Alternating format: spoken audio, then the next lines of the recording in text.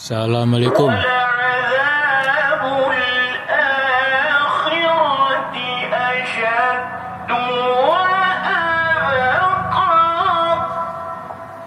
Detik-detik menjelang sirine buka puasa di Banda Aceh, di masjid kampung ini, semua masjid ada sirine seperti ini.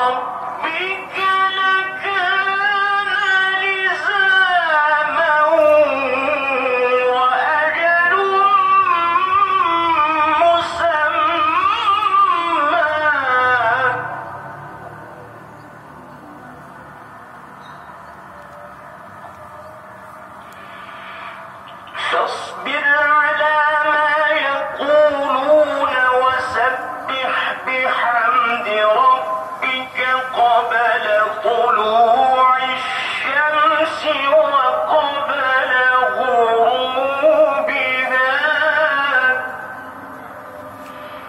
ومن آناء الليل فسبح وأطراف النهار لعلك ترضى صدق الله العظيم. Sebentar lagi sirine buka puasa.